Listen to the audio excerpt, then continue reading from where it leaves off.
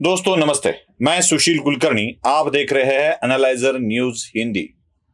कभी कभी अपने घर का टॉयलेट खराब हो जाता है, चोक हो जाता है और ठीक करने वाला आदमी जल्दी से नहीं आता है।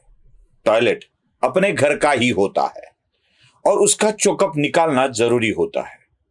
तब यह सोचा नहीं जाता कि गंदगी में हाथ डालूं या ना डालूं, क्योंकि अगर गंदगी में हाथ नहीं डाला तो पेट की गंदगी कहां डाले, यह सवाल पैदा हो जाता है। इसलिए अपने ही पेट की गंदगी जल्दी साफ करने के लिए अपने ही टॉयलेट में हाथ डालकर चौकअप निकालना पड़ता है।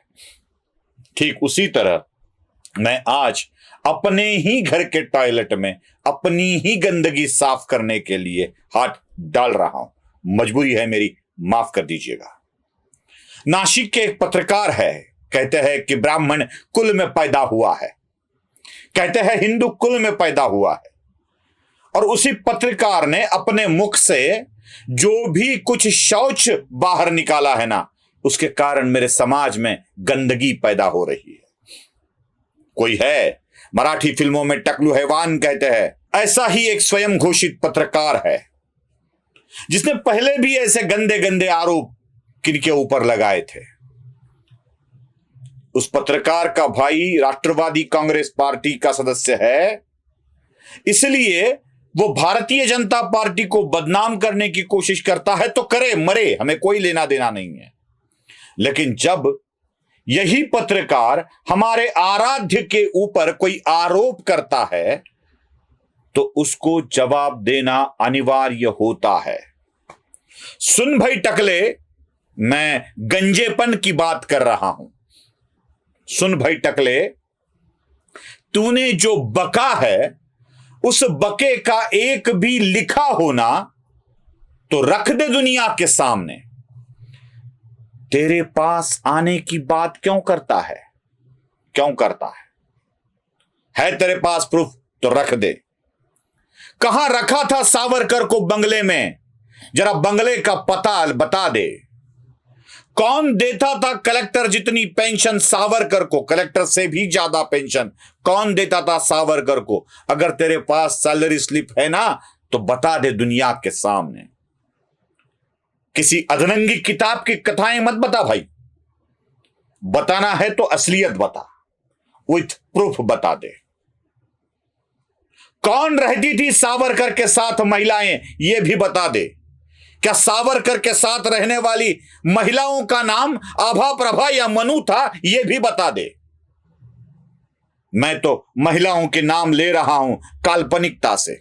आभा, प्रभा, मनु किसके साथ रहती थी यह मुझे बताने की जरूरत नहीं है। तू हमारे आराध्यों के ऊपर अगर सवाल उठाता है, आराध्य के ऊपर सवाल उठाता है तो दिल करता है तू जिनका नाम लेकर अपनी दुकान चला रहा है ना, उनके सामने, उनके बारे में भी जरा कुछ बता दूं। क्या बता दूं? क्या बता दूं? जिंदगी के आखिरी वक्त में रहा नहीं जाता है बोलकर अपनी बीवी के साथ, बीवी के जिंदगी के आखिरी वक्त में रहा नहीं जाता है बोलकर उसके साथ सेक्स करने वाले तेरे महापुरुष का नाम बता दो भाई, बता दो नाम। ये तो प्रूफ के साथ है ना भैया। तू तो बिना प्रूफ के बात कर रहा है, मैं तो प्रूफ के साथ बोल सकता हूं। कौन है वो हरी का लाल और कौन थी उसकी गुलाबो? बता दे। किस गुलाबों के साथ किस हरी के लाल ने शादी की और 5-5 बच्चे भी पैदा हो गए।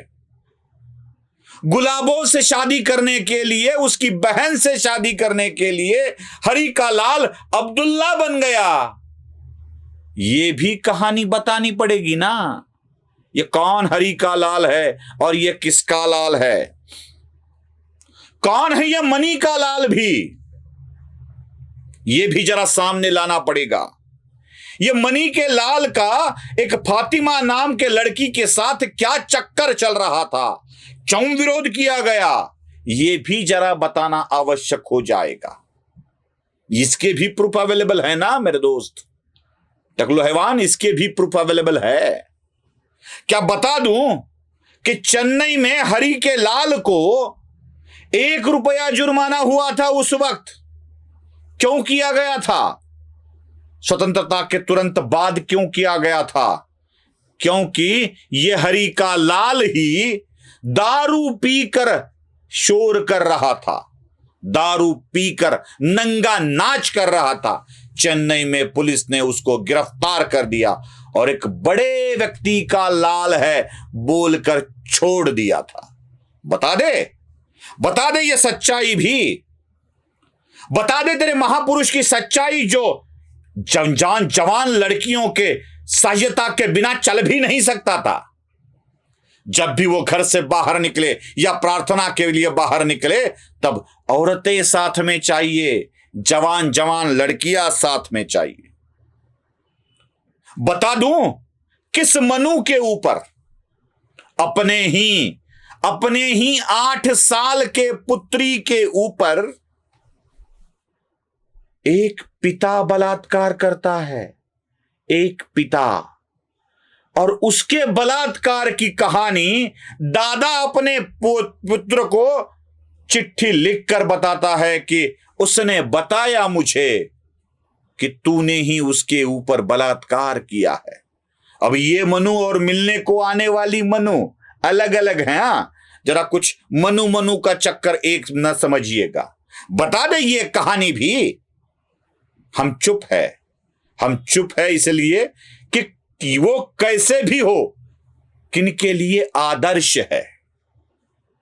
लेकिन तू झूठी कहानियां बताकर, गलत सलत बोलकर अगर सावरकर को बदनाम करना चाहता है तो यही कहानियां बताने वाले मेरे जैसे 1000 पैदा होंगे। मन तो बहुत कुछ करता है लेकिन कानून ने हाथ बांध रखे हैं, इसलिए चुप है, वरना हम भी नहीं।